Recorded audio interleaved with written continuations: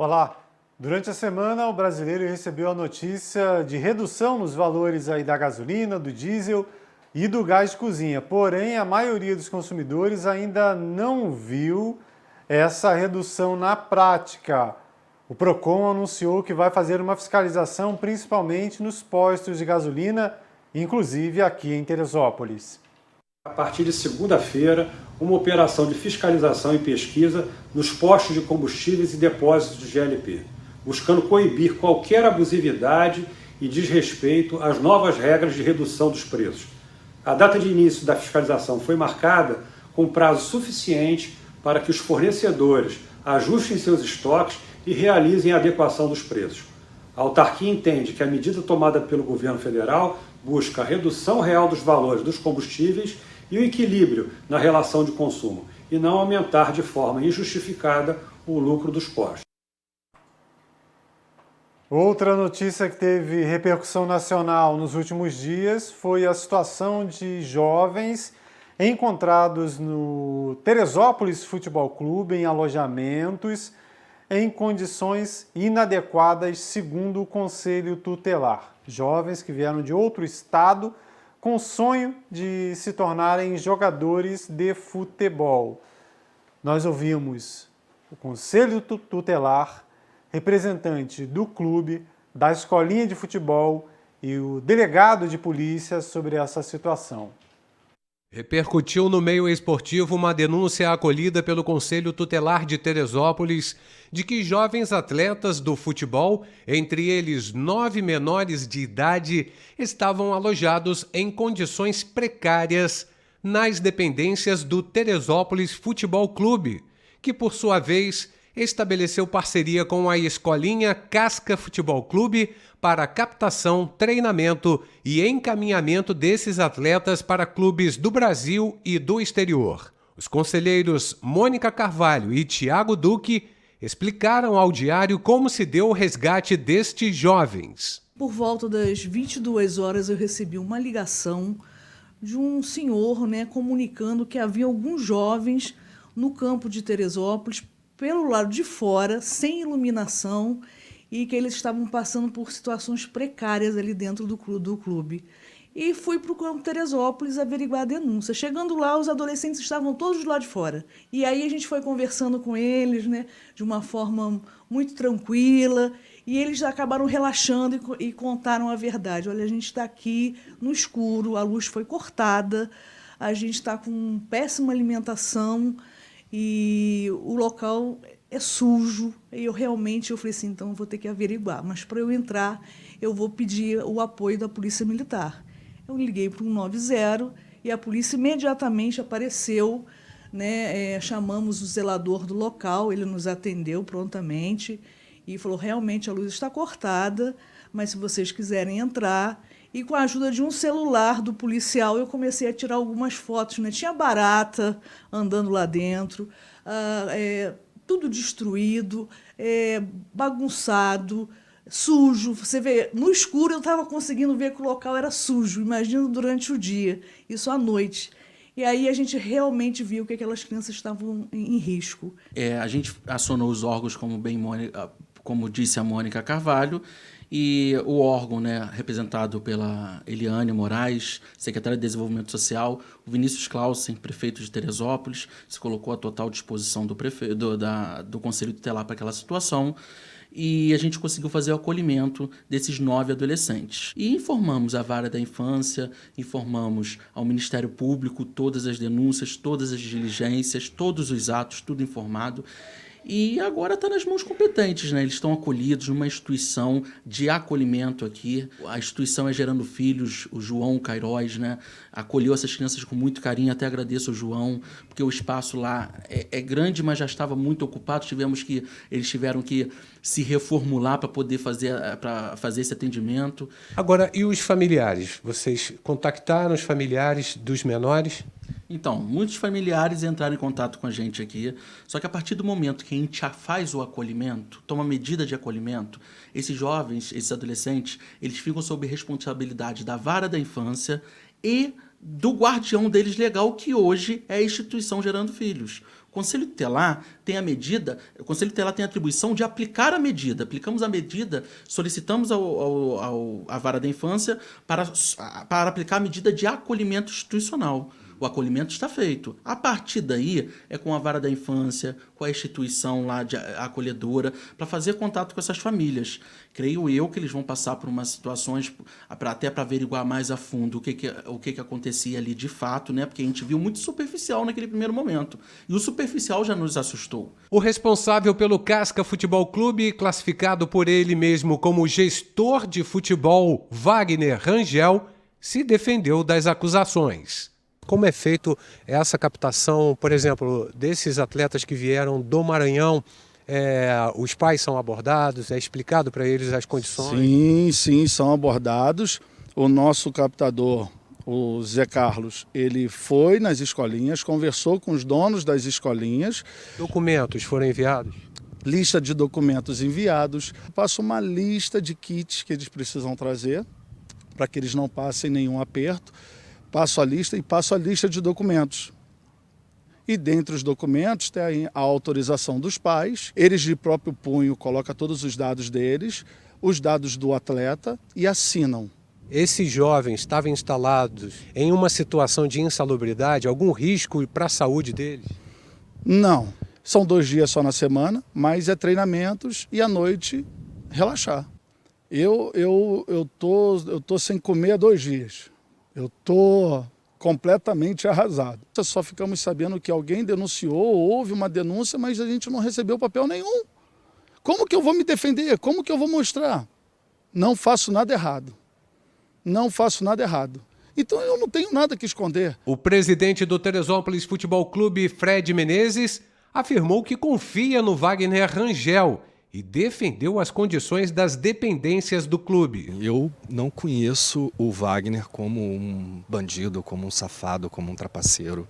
Eu conheço o Wagner há alguns anos já do futebol, respeitado, bem falado. Eu fiz uma parceria com ele, ele nem me paga nada. Eu não tenho nenhum recebimento disso. O que você pode dizer das condições dos alojamentos? Até o dia de hoje, a gente tem orgulho de ter gasto o que a gente gastou aí para fazer esse alojamento grande do jeito que ele é, né? Que reclamar, o pessoal reclama de tudo mesmo, isso faz parte, é do ser humano, né? Foi passado um pente finíssimo em tudo que é clube profissional do Rio que tinha alojamento. O pessoal revirou a gente até o osso. E o Teresópolis foi considerado o 3º melhor alojamento do estado do Rio. Então eu acho que se tivesse alguma coisa que tivesse causando algum dano ou algum prejuízo para alguém em relação à estrutura, que é o nosso envolvimento com isso, eu acho que a gente deveria ter sido notificado para a gente poder agir, né? Eu estou tentando entender, eu estou de verdade tentando entender quais são as motivações, porque não me parece algo muito claro. O delegado titular da 110ª DP, Dr. Márcio Dubograis, falou sobre a atuação da Polícia Civil no caso. A partir do momento que nós tivemos conhecimento desse fato, nós encaminhamos a perícia para o local, foi feito um exame pericial de local, justamente para avaliar a situação, observar a condição em que essas pessoas, adultos e menores, estavam residindo. Em decorrência do que foi apurado, foi instaurado um inquérito policial para apurar crimes de maus-trato e estelionato. Várias pessoas foram ouvidas, os menores já foram ouvidos no dia de ontem. Já foi autorizado o retorno deles para o estado do Maranhão, para que retornem para suas famílias. O inquérito policial está em andamento, várias situações estão sendo apuradas e em breve nós teremos o resultado final dessa investigação. Eu posso afirmar que todos os cuidados necessários para manter o sigilo da investigação estão sendo tomados no sentido de que a investigação tenha um devido êxito. Mais detalhes na edição de fim de semana do Diário de Teresópolis. Frequentemente mostramos aqui um caso de bandalha, né? Casos de bandalha na Carmela Dutra, em frente à nossa sede, né? Contramão o tempo todo, principalmente de motoqueiros. Outro lugar que temos recebido aí grande número de reclamações é no início da Avenida Lúcio Meira, na saída de um grande estabelecimento comercial. Veja só a imagem e entenda a gravidade da situação. Olha o carro na contramão, sai desse hipermercado, desse atacado, e vai na contramão para pegar o retorno ali. Isso para não fazer uma volta que é logo à frente. Vai andar 5 metros, vai pegar o retorno correto, mas o motorista segue, olha só, o carro para, ele vem na contramão e tem outro carro entrando no sentido alto, e se depara com o veículo na contramão. E você vê logo a seguir um outro carro numa velocidade maior. Essa situação, segundo quem frequenta essa região, quem mora na região, tem sido diária nesse local, né? Ou seja, daqui a pouco quem perde é a população, seja com risco aí de acidente de trânsito ou a Guarda Civil interditando aí esse retorno para evitar que essa bandaia não cause maiores problemas, por conta de motoristas que não podem andar aí, 5 metros a mais para fazer o retorno no local correto. Nos últimos dias tem se discutido muito a questão da concessão da água aqui de Teresópolis, né, esse processo realizado pela Prefeitura, água e saneamento básico, e foi levantada uma questão. A SEDAI entrou com uma ação contra o município pedindo uma indenização de 400 milhões de reais caso ela deixe de trabalhar aqui na cidade. Esse valor seria referente aí às suas sedes, ao encanamento todo o trabalho realizado pela SEDAI nos últimos tempos. Ou seja, caso a SEDAI tenha sucesso nessa ação, o município pode herdar uma grande dívida. Não o atual prefeito, que nem pode concorrer à eleição, e nem os atuais secretários aí que participam desse processo, porque no próximo governo eles nem estarão mais envolvidos, muito provavelmente. Mas o município de Teresópolis poderia ficar com uma grande dívida. Essa é a questão que tem sido discutida, porque a venda dessa concessão, a concessão do serviço da água, né, essa venda renderia ao município aproximadamente 100 milhões de reais e a dívida seria de 400. Olha só o tamanho dessa diferença. O assunto foi discutido na Câmara de Vereadores por alguns aí dos representantes da casa, entre eles o Raimundo Amorim, que diz que deveria ter sido incluída aí nessa licitação da água a responsabilidade que a SEDAI fosse ressarcida e não Teresópolis. Eu não sei se é porque ele é literalmente incompetente, porque o slogan de campanha do prefeito era que nunca faltou dinheiro, sempre faltou gestão. Mas agora ele se prende em tudo na questão, por exemplo, da outorga da água. Ele vai resolver o problema do mundo. Eu preciso comprar, eu tenho que comprar medicamento. Eu preciso vender a água. Tem que comprar uniforme para a guarda municipal, André. Não, se eu conseguir a outorga da água, eu vou comprar uniforme para a guarda.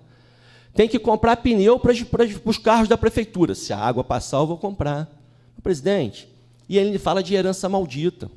Ele fala da questão da Praça Olímpica, que ele herdou uma herança maldita dos precatórios. Precatórios esse que, desde o primeiro dia de governo até recentemente, ele não paga nada, porque ele conseguiu judicialmente suspender tudo. Agora que ele está voltando a pagar. Herança maldita é o que ele está deixando para quem suceder ele. Porque isso tudo agora vai começar a ser pago. Essa é a verdadeira herança maldita. Quiçá, se ele não deixar também, a herança maldita da SEDAI. Porque já existe, a SEDAI já informou que quer sim, pô. Ela já entrou com a ação dizendo que ela quer ser ressarcida pelo patrimônio dela. E hoje ela fala em 400 milhões ou não, isso deve ter que ter uma avaliação, mas em 2017 isso era em torno de 190 milhões. Que se corrigir, acredito que hoje chegue o quê? 280, 300 milhões? Então, se chegar agora em 300 milhões... e uma hora tiver que pagar, pode não ser o próximo prefeito, não vai ser ele, pode não ser o próximo prefeito, mas alguém vai pagar, doutor Amorim. É outra herança maldita. O que ele fala da herança maldita da Praça Olímpica, e aqui com todo respeito aos esportistas, eu sei que ali tem várias quadras, tem tudo, vereadora Érica, mas o município, se tivesse legalidade para pegar aquilo ali e devolver para esse dono, que ficou milionário e vai ficar trilionário cada vez mais, era melhor devolver aquilo, doutor Amorim. Era melhor devolver, que já se pagou mais de 100 milhões naquilo e ainda tem mais de 200 para pagar. Pelo andar da carruagem, né, está muito difícil de que não haja essa concessão. Apesar de a gente a maioria desta casa, pelo que a gente sabe, pelo que a gente conversa, ser contra.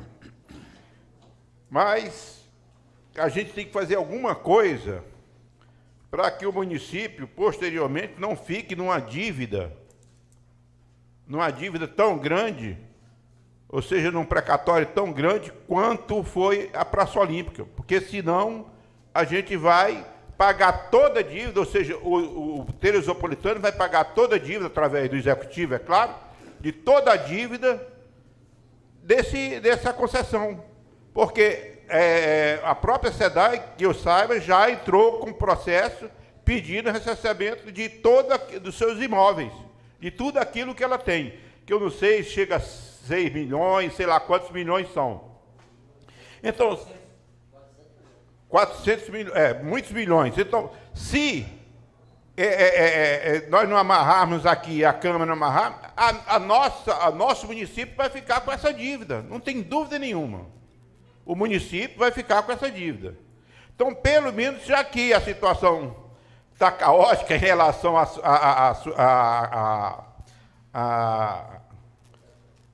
essa concessão, a gente pelo menos tem que fazer alguma coisa para que o município, o prefeito está aí, daqui a pouco ele vai sair e vai entrar outro, daqui a pouco sai um e entra outro, isso é normal. Agora, nós temos a responsabilidade, por lei, de fiscalizar e darmos subsídio também para que o município não fique endividado mais e mais ainda, porque a gente sabe a quantidade de milhões que já foram pagos pelaquela praça, Rangel, é algo extraordinário.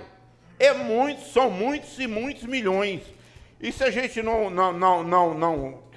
amarrar essa concessão agora com essa dívida que vai ser, o município vai ficar mais ainda endividado, e os prefeitos futuros, cada um vai ser mais mal falado, porque a dívida vai ficar. Então a gente tem que amarrar que essa concessionária que vai ganhar, ela que pague, porque ela já vai receber tudo, né, na mão, de graça, sem pagar nada. Então ela que pague, e não a população de Teresópolis, que já vai, claro, como a gente já falou aqui, vai pagar uma conta muito cara pela água que vai receber. Em audiência pública para discutir a situação, realizada virtualmente nesta sexta-feira, o procurador do município, Gabriel Palatinic, negou essa situação, né? Ou pelo menos disse que é muito difícil que o município consiga mais essa dívida. Uma empresa que ficou por mais de 30 anos no município e não prestou o serviço que deveria ter sido prestado, né? É uma empresa de tratamento de água e esgoto que só prestou serviço de água, o que gerou até mesmo uma indenização por dano moral coletivo ao município de Teresópolis, aos cidadãos do município de Teresópolis, né? Por essa sentença judicial. Então, assim, acredito que não há que se falar em indenização por todos esses motivos que eu estou expondo aqui. O direito de acesso à justiça é um direito constitucionalmente garantido. É óbvio que a Companhia de Águas e Esgotos do Estado, se entender que tem algum direito sobre indenizações, ativos, ela provavelmente pode entrar com uma ação na justiça, mas eu afirmo que, diante de toda essa situação, é muito difícil que ela tenha direito a ser indenizada por alguma questão, por algum investimento, porque, na verdade, não foi feito um investimento, né?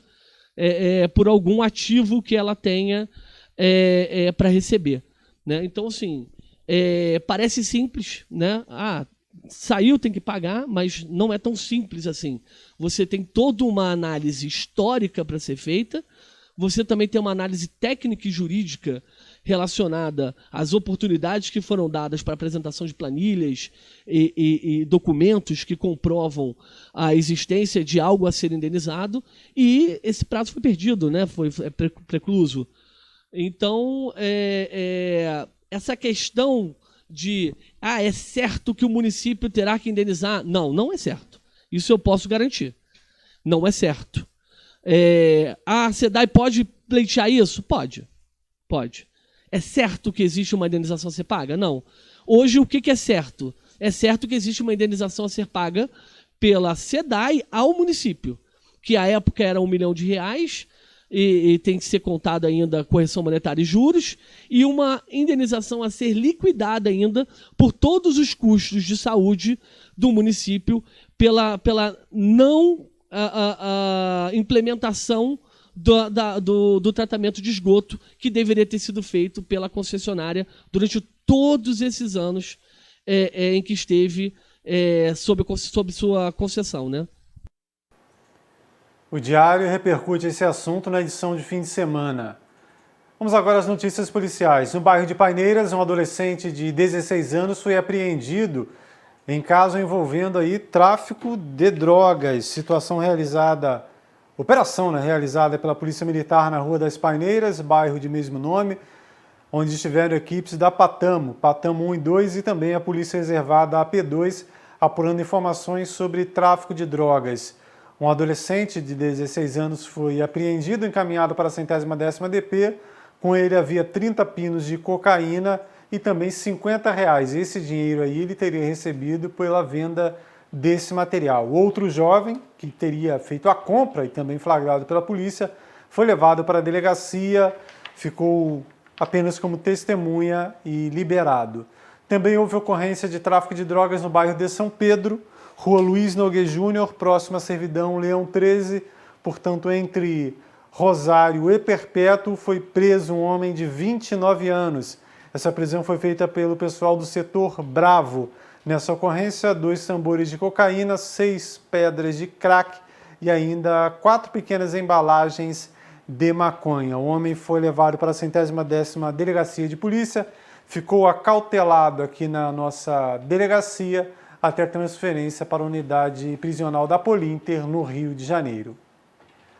E a Polícia Militar conseguiu recuperar um fugitivo, não muito perigoso, mas era um fugitivo. Olha ele na tela aí.